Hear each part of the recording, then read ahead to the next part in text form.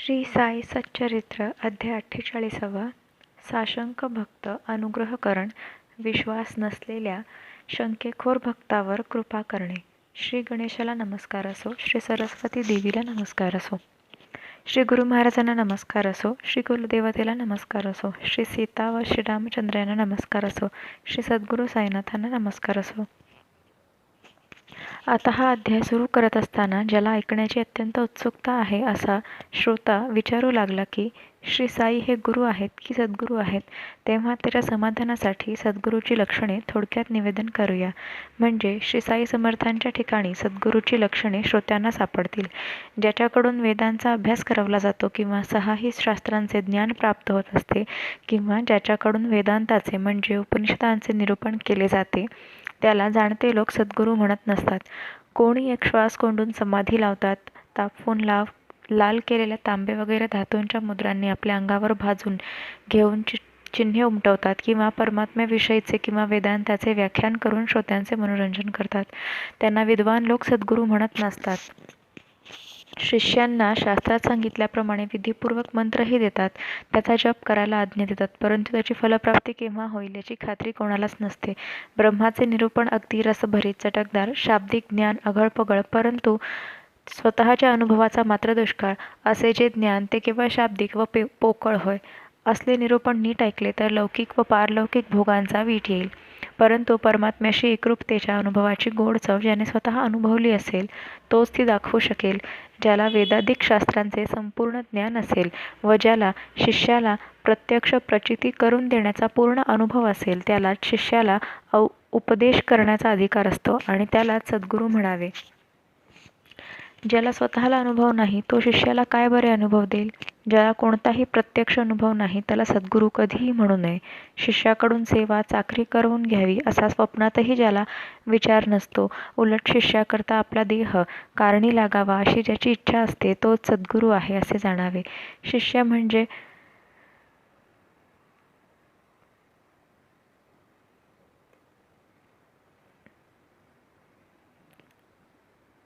क पदार्थ व गुरुच काय तो श्रेष्ठात श्रेष्ठ अशा अहंकाराशिवायचा जो तोच खरा कल्याणकारक सद्गुरू होय. शिष्यसुद्धा पूर्ण ब्रह्मच आहे म्हणजे आपल्यापेक्षा कमी महत्त्वाचा नाही असे जो मानतो आणि त्याच्या ठिकाणी आपल्या मुलासारखे प्रेम करतो व त्याच्याकडून आपल्या उदरनिर्वाहाच्या व्यवस्थेची अपेक्षा करत नाही तोच या जगात परमश्रेष्ठ सद्गुरू होय. परमशांतीचे जे भांडार आहे, विद्वत्तेचा जेथे अभिमान नाही, लहान मोठ्याचा जेथे भेदभाव नाही, तेच सद्गुरूचे स्थान जाणावे. अशी ही सद्गुरूची सर्वसाधारण लक्षणे मी अनन्य शरण होऊन श्रोत्यांसाठी एकत्र करून थोडक्यात सांगितली. साईंच्या दर्शनाने ज्यांचे डोळे तृप्त झालेले आहेत अशा त्या भाग्यवंतांकरता सद्गुरूची लक्षणे याहून आणखी अधिक ती काय मी वर्णन करू शकेन. जन्मोजन्मींचा अतिशय पुण्याचा संग्रह गाठीशी होता म्हणून या साई सद्गुरूरायाचे पाय आमच्या हाती लागले. ऐन तारुण्यातही त्यांच्याजवळ धनदौलत किंवा कुटुंब परिवार नव्हता. कोणाच्याही आधारावर ते अवलंबून नव्हते आणि त्यांचे घरदारही नव्हते.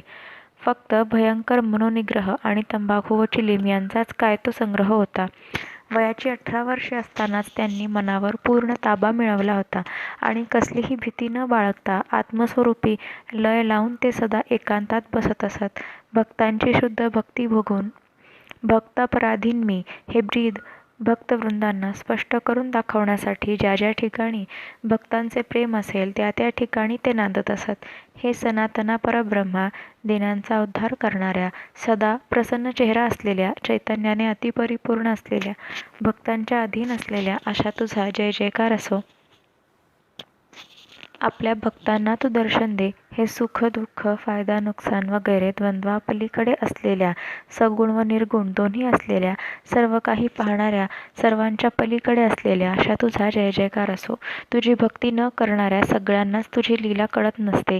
हे संसारातील दुःखे व चिंता हरण करणाऱ्या, संसाररूपी हत्तीची कत्तल करणाऱ्या, आश्रयाला आलेल्यांवर प्रेम करणाऱ्या व त्यांची संकटे दूर करणाऱ्या सद्गुरूराया तुझा जय जयकार असो. तू अव्यक्तात समरस साऱ्याने निराकार झालास, परंतु देहत्याग केल्यावरही तुझे भक्तांचे कल्याण करण्याचे कार्य थांबले नाही. देह धारण केला असताना जे जे तुझे करणे होते त्याचाच अनुभव तू अव्यक्तात लीन झाल्यावरही तुझ्या भक्तीला लागलेल्यांना आजही मिळत असतो. मला पामराला निमित्त करून अज्ञानरूपी रात्रीला घालवण्यासाठी भक्तांचा उद्धार करण्यास समर्थ असा हा आपला चरित्ररूपी सूर्य तू प्रगट केला आहेस. परमेश्वराच्या अस्तित्वाविषयी विश्वास असणे, परमेश्वराबद्दल निष्ठा व आदर असणे हीच भक्ताची हृदयरूपी पणती आहे. त्यातील वात प्रेमरूपी तेलाने पेटवा, म्हणजे ज्ञानाची ज्योत प्रगट होईल. प्रेमाशिवायचे कोरडे ज्ञान, त्याचा कोणाला कसला उपयोग? प्रेमाशिवाय मनाला कधी समाधान लाभत नसते. प्रेम विभागलेले नसावे. प्रेमाचा महिमा किती वर्णन करावा, त्यापुढे दुसरे सर्व तुच्छ असते. जवळ गाढ प्रेम नसले तर श्रवण वाचन निष्फळ असते. प्रेमापाशीच भक्ती नांदत असते. तेथेच अवघी शांती विरक्ती असते. तेथेच आपल्या सर्व संपत्तीसह मुक्ती पाठोपाठ येत असते. षडसंपत्ती म्हणजे शम, दम, उपरती, तितिक्षा, श्रद्धा व समाधान. भावाशिवाय प्रेम उत्पन्न होत नसते. भाव तेथेच देव असतो हे लक्षात ठेवावे. भावाच्या ठिकाणी पूर्ण प्रेम असते आणि संसारसागर पार करून जाण्याला भावच कारण होते. हे अति गोड साई सच्चरित्र गंगेच्या पाण्याप्रमाणे पवित्र आहे. त्याची पद्यरचना साईंनीच नटवली आहे. हेमाड फक्त निमित्त मात्र आहेत. हे साई सच्चरित्र ऐकले असता श्रोते व वक्ते कायमचे शुद्ध होतील. पाप पुण्याचा नाश होऊन त्या दोघांनाही कायमची मुक्ती मिळेल. मन शुद्ध होऊन चांगल्या मनोवृत्तीने हे चरित्र जे ऐकतील त्यांच्या मनातील सगळ्या इच्छा सदा पूर्ण होतील. मोठ्या श्रद्धेने व पूज्य बुद्धीने हे सच्चरित्र ऐकले असता किंवा साईंचे नामस्मरण केले असता इंद्रियांकडून वाटेल तशी वागणूक घडत नाही आणि संसारसागर हातोहात सहज पार केला जातो. चातकरूपी भक्तांसाठी हे साई सच्चरित्राचे कथन म्हणजे त्यांचे जीवन आहे. श्रोत्यांनी ते ऐकल्यानंतर त्याचे मनन करावे आणि श्री साईंची कृपा प्राप्त करून घ्यावी. सर्व अवस्थेत सावधान होऊन श्रोत्यांनी हे ऐकले असता त्यांच्या कर्मांची बंधने तुटून त्यांना सहजच पुन्हा पुन्हा जन्म घेण्यापासून मुक्ती मिळेल. श्रोते मनात म्हणत असतील की कथेला आरंभ केव्हा होणार, म्हणून प्रस्तावनेला सुरुवात करून त्यांची अस्वस्थता घालवतो. मागच्या अध्यायात वैर, ऋण व हत्या यांची फेड करण्याकरता आणि केलेले कर्म भोगण्याकरता पुनर्जन्म घ्यावा लागत असतो याचे वर्णन झाले. भक्तांना आपल्या पूर्वजन्मेची किंवा कर्मांची आठवण नसते, परंतु संत ते जाणत असतात. मग भक्ताचा कोठेही पुन्हा जन्म झाला असला तरी तेथे जाऊन त्याचे ते रक्षण करत असतात. अशीच आता एक दुसरी कथा सांगतो. देता घेता बसता उठता संतांच्या पायी विश्वास ठेवला असता भक्तांना आपल्या कार्याची सिद्धी प्राप्त होत असते. कर्माची सुरुवात करताना आधी देवाच्या व गुरुच्या चरणांचे स्मरण केले असता आणि कर्म करण्यात दक्ष राहिले असता संत स्वतःच भक्ताची काळजी दूर करतात. मी मात्र कर्म करणार, त्याचे फळ देण्यास ईश्वर व गुरु समर्थ आहेत असा ज्याचा दृढ विश्वास असेल त्याचे कार्य अवश्य सिद्धीस जाईल. संत आधी कठोर व भीतीदायक भासतात, परंतु त्यांच्या हृदयात लाभेविण प्रीती असते. आपल्या मनात थोडा धीर धरला पाहिजे, म्हणजे ते शेवटी कल्याण करतील. सत्संगाचा योग आला की दुसऱ्या कोणी अनिष्ट इच्छिल्यामुळे किंवा आपल्या दुर्दैवाने होणाऱ्या यातना व मानवी जीवनातील माया ममता जागच्या जागीच विरून जातात. म्हणून त्यांच्या चरणी माणसाने लीन व्हावे. नम्रपणाने व निगर्वी होऊन संतांना शरण जावे. त्यांना आपल्या मनातील गुप्त इच्छा प्रार्थनापूर्वक सांगावी, म्हणजे ते मनाला निश्चित समाधान देतील. थोड्याशा ज्ञानाच्या अहंकारामुळे संतांच्या वचनांबद्दल जो साशंक असतो त्याचे आधी नुकसान होते, परंतु मग विश्वास ठेवल्यावर त्याचे शेवटी कल्याण होते. शुद्ध मनाने किंवा खोटेपणानेही खऱ्या संतांचे पाय धरले असता शेवटी माणूस संसारातून मुक्त होतो. अशी संतांची अलौकिक योग्यता आहे. या अर्थाची उपदेशपर कथा आता समाधानपूर्वक ऐकावी. श्रोत्यांचे मन आनंदाने भरून येईल आणि वक्त्यालाही कथा सांगण्यास उल्हास वाटेल. अक्कलकोटचे राहणारे सपटणेकर नावाचे वकील यांचा अनुभव ऐका, म्हणजे मन प्रसन्न होईल. रात्रंदिवस वकिलीचा अभ्यास करत असताना त्यांना शेवडे नावाचे वर्गमित्र भेटले आणि त्यांनी एकमेकांच्या अभ्यासाबद्दल विचारपूस केली. इतक्यात दुसरे विद्यार्थीही आले. तेथेच खोलीत एकत्र बसले आणि कोणाचा किती अभ्यास झाला हे आजमावून पाहण्यासाठी एकमेकांना प्रश्न विचारू लागले. आपली शंका निवृत्ती व्हावी म्हणून आणि मनाला शांती मिळावी म्हणून ते कोणाचे कोठे चुकते, कोणाचे उत्तर बरोबर येते ते पाहू लागले. त्यात शेवटी शेवड्यांची उत्तरे चुकली म्हणून सर्व विद्यार्थी म्हणाले, हा कसा परीक्षा पास करणार, याचा तर सर्व अभ्यास अपुरा आहे. अशा प्रकारे मित्रांनी जरी शेवड्यांची थट्टा केली तरी त्यांची पूर्ण खात्री होती की त्यांचा अभ्यास पुरा झालेला असो वा नसो ते पास नक्की होणार. ते म्हणाले, मी जरी अभ्यास केला नसला तरी माझा साईबाबा मला पास करायला बसले आहे, मी काळजी कशाला करू. हे बोलणे ऐकून पटणेकरांना आश्चर्य वाटले. शेवड्यांना एका बाजूला नेऊन ते विचारू लागले, अहो, हे साईबाबा कोण आहेत, ज्यांचे एवढे तुम्ही गुण गाता व त्यांच्यावर तुमचा पूर्ण विश्वास आहे. त्यांचे राहण्याचे ठिकाण कोणते आहे बरे. प्रत्युत्तरात शेवड्यांनी त्यांना साईबाबांचा महिमा वर्णन केला आणि मोकळ्या मनाने आपली त्यांच्यावरची श्रद्धास्थिती सांगितली. सुप्रसिद्ध अहमदनगर जिल्ह्यातील शिर्डी गावी मशिदीत एक फकीर बसला आहे. तो फार नावाजलेला सत्पुरुष आहे. या पृथ्वीवर संत जागोजागी आहेत, परंतु या संतांच्या भेटीचा योग गाठीशी अमोघ पुण्य असल्याशिवाय नुसत्या प्रयत्नाने लाभत नसतो. या संतावर, साईबाबांवर माझा पूर्ण विश्वास आहे. तो करेल तेच होईल आणि वाचेने बोलेल तेच घडून येईल. कधीही ते चुकणार नाही. या वर्षी कितीही प्रयत्न केला तरी मी परीक्षेत नापास होणार नाही, परंतु पुढच्या वर्षी काही प्रयत्न न करता सुद्धा अगदी निश्चित मी पास होईन. मला त्यांचे हे आश्वासन आहे. या वर्षी कितीही प्रयत्न केला तरी मी या परीक्षेत नापास होणार आहे, परंतु पुढच्या वर्षी काही प्रयत्न न करता सुद्धा मी निश्चितपणे पास होईन, असे मला त्यांचे आश्वासन आहे. त्यांच्यावर माझा पूर्ण भरवसा आहे. त्यांचे बोलणे कधीच खोटे ठरणार नाही, अशी मनात मी पक्की समजूत करून ठेवलेली आहे. त्यात आश्चर्य कसले, हीच परीक्षा काय, याच्या पुढची परीक्षा देखील मी पास करेन. त्यांचे हे बोलणे पटणेकरांना अगदी हास्यास्पद व बिनकामाचे पोकळ वाटले. पटणेकरांचा स्वभाव संशयी होता. त्यांना ही गोष्ट कुठली आवडायला ते तेथून निघून गेले. आता पुढे काय घडले ते ऐका. पुढे काही काळानंतर शेवड्यांचे बोल खरे ठरल्याचा अनुभव आला. ते दोन्ही परीक्षा पास झाले आणि पटणेकरांच्या मनाला आश्चर्य वाटले.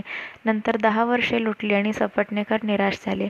त्यांच्यावर एकाएकी दुर्दैव ओढवले आणि ते उदास झाले. त्यांचा एकुलता एक मुलगा कंठरोगाने, घटसर्पाने सन 1913 साली मरण पावला आणि त्यांना संसाराचा अत्यंत वीट आला.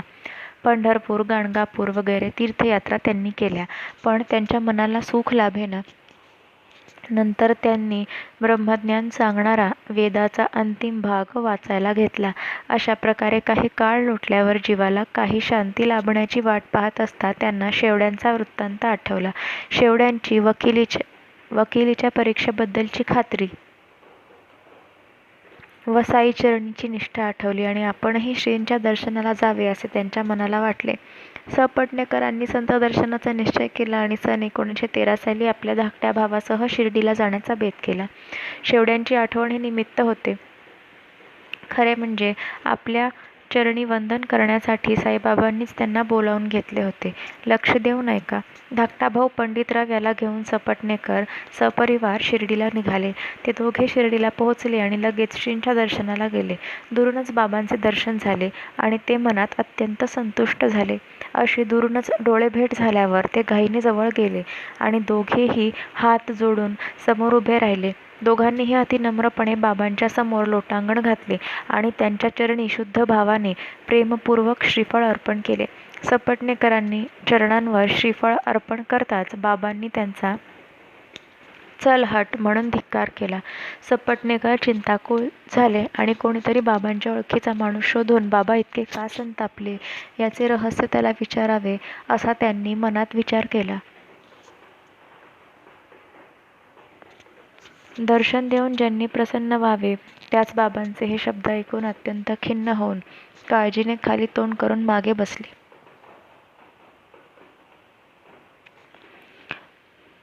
आता कोणापाशी जावे, कोणत्या भक्ताला विचारावे.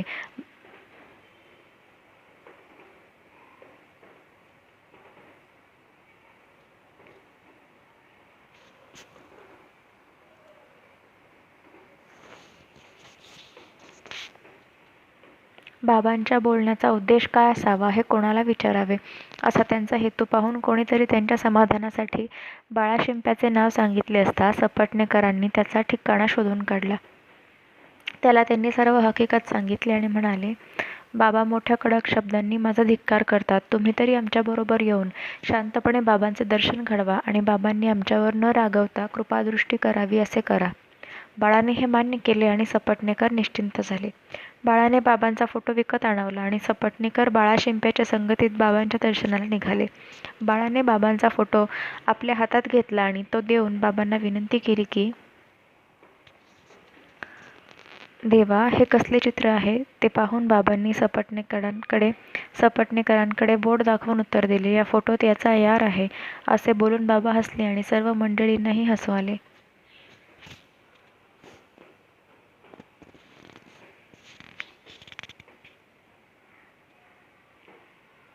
थट्टा करायची बाबांची सवयच होती. बाबांनी जरी थट्टेने यार शब्द वापरला आणि सगळ्यांना हसवले तरी तो शब्द त्यांनी मनापासून पूर्ण अर्थाने वापरला होता. सपटणेकरांवर ते खरोखर रागवले नव्हते. चल हट हे नुसते सोंग होते. मग बाळाने बाबांना विचारले, बाबा का हो, याचा अर्थ काय? आणि लगेच सपटणेकरांना म्हणाले की चला घाई करा आणि दर्शन घ्या. सपटणेकरांनी नमस्कार करताच चल हट शब्द त्यांच्या कानावर पडले. तेच पूर्वीचे चल हट अजून माझी पाठ पुरवीत आहे. तेव्हा आता काय मार्ग शोधावा याचे मोठे कोडे सपटणेकरांना पडले. मग ते दोघे बाबांसमोर हात जोडून वाट पाहत उभे असता शेवटी निघून जा येथून सत्वर अशी बाबांची आज्ञा झाली. त्यावर ते दोघे विनयपूर्वक म्हणाले, स्वामी समर्था, तुमच्या आज्ञेचा भंग करणे कोणालाही कधीही शक्य नाही. तेथे आम्हा पामरांची गोष्ट ती काय? याच घटकेला आता आम्ही निघालो. आपण महाउदार आहात असे ऐकून आम्ही आपल्या दर्शनाला आलो तर चल हट हा धिक्कारयुक्त शब्दांनी आमचा सत्कार झाला. कसला हा चमत्कार आहे हे कळत नाही.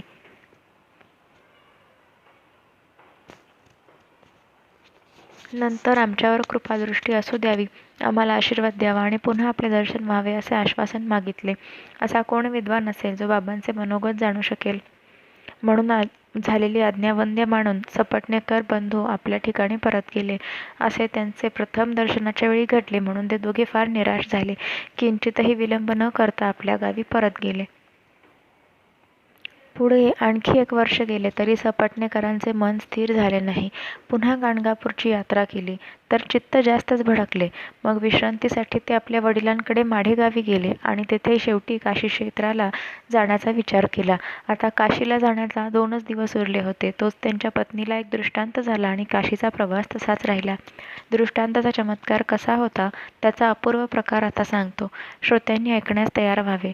बिछाण्यावर झोपली असताना बाईला स्वप्नात दिसले, आपण घागर घेऊन लक्कडशाच्या विहिरीवर गेलो. तेथे लिंबाच्या झाडाखाली डोक्याला फडके गुंडाळलेला एक फकीर आपल्याजवळ आला आणि अति कोमल स्वरूपात म्हणाला, बाळे, उगाच का कष्ट करून घेतेस? मी तुझी घागर स्वच्छ पाण्याने भरून देतो.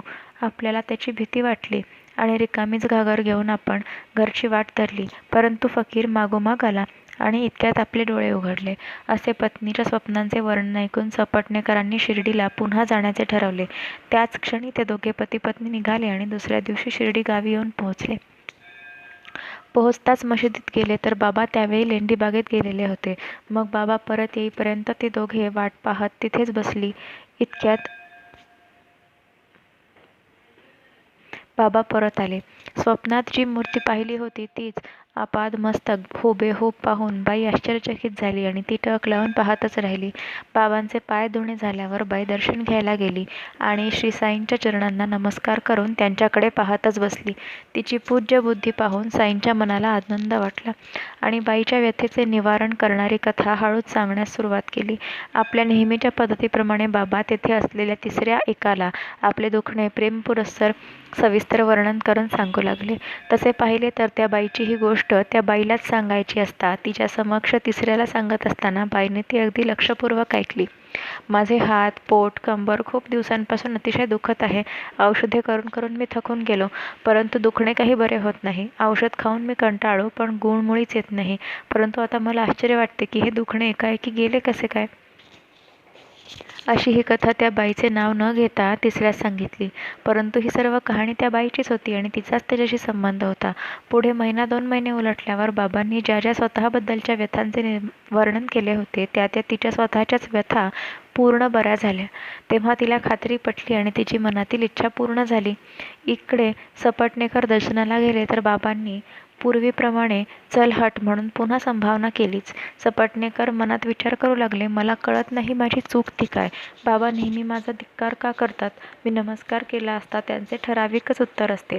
पूर्वजन्माचे काय दुष्कर्म असेल की ज्यामुळे ते माझ्यावर रागवतात आणि इतरांबरोबर माझ्या देखत अत्यंत प्रेमाने वागतात. तसे पाहिले तर सांज सकाळी लोक बाबांजवळ सुद्धा दिवाळीचा अनुभव घेत असतात आणि माझ्याच कपाळी हे चलहट का. कोठे माझे कर्म हाताबाहेर जाऊन माझ्याकडून अधर्माचे आचरण घडले असेल आणि अनेक पापांचा मी धनी झालो असेन. म्हणून तर बाबांची ही अवकृपा माझ्यावर नसेल ना.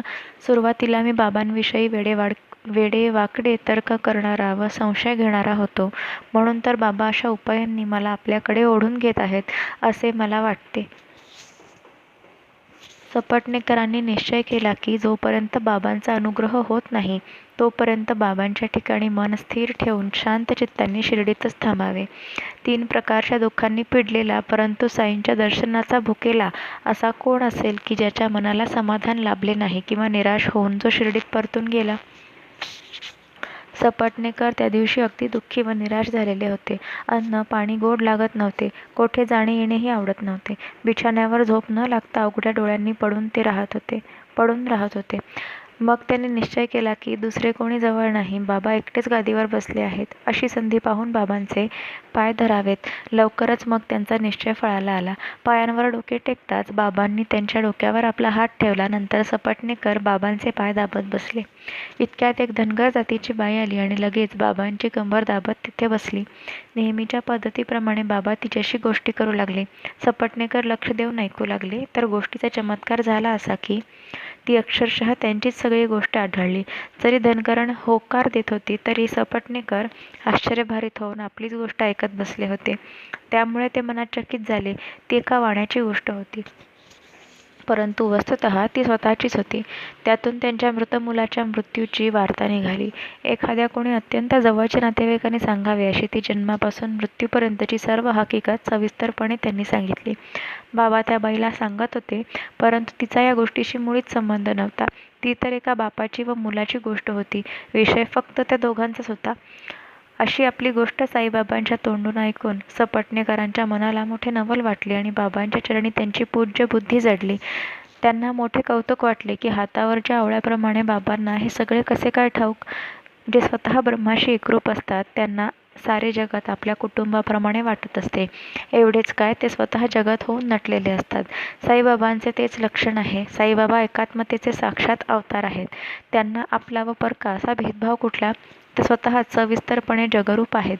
परमात्म्याशी जो तल्लीन झाला त्याला वेगळेपणाची भाषा ती कुठली. आकाशाला जसा रंग किंवा चिखल शिवत नसतो तसा द्रष्टा, दर्शन व दृश्य यांच्यातील वेगळेपणा त्यांना वाटत नसतो.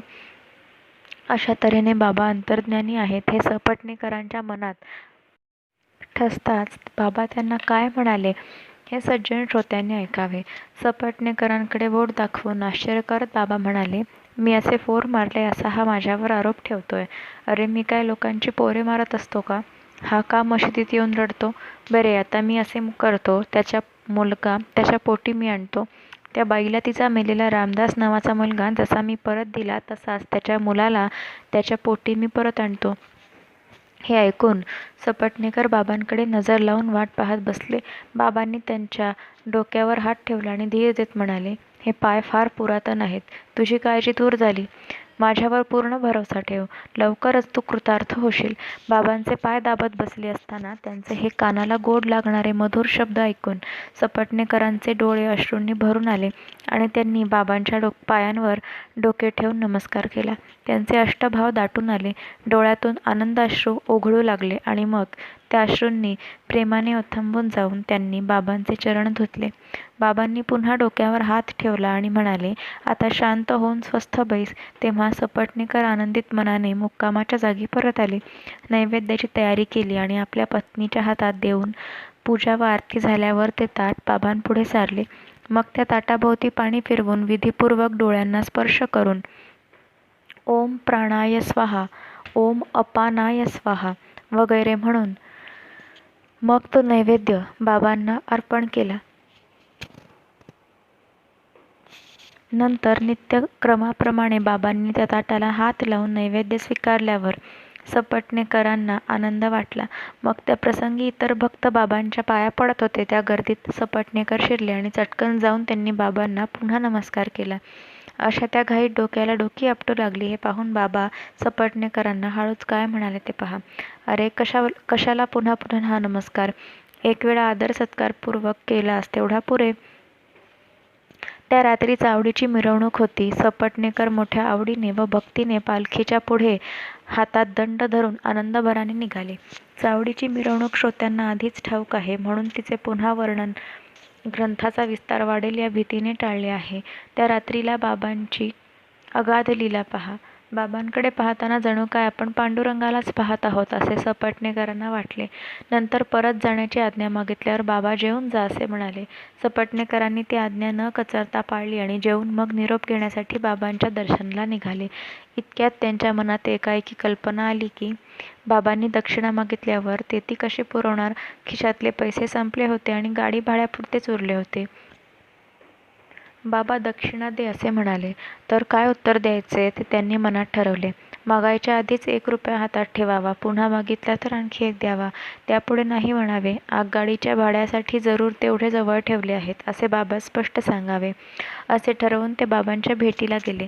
पूर्वी निश्चय केल्याप्रमाणे त्यांनी हातावर 1 रुपया ठेवल्यावर बाबांनी आणखी 1 मागितला आणि तो दिल्यावर बाबांनी अगदी स्पष्ट करून सांगितले, हा घे नारळ, आपल्या पत्नीच्या ओटीत घाल आणि आता तू जीवाची तळमळ सोडून खुशाल घरी जा. पुढे 12 महिने गेल्यानंतर सपटणेकरांच्या पोटी पुत्र जन्मास आला. 8 महिन्यांच्या बालकाला घेऊन ते दोघे पुन्हा बाबांच्या दर्शनाला आले आणि त्याला बाबांच्या चरणी घातले.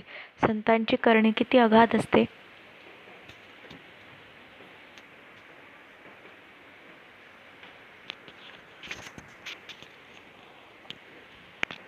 संतांची करणी किती अगाध असते.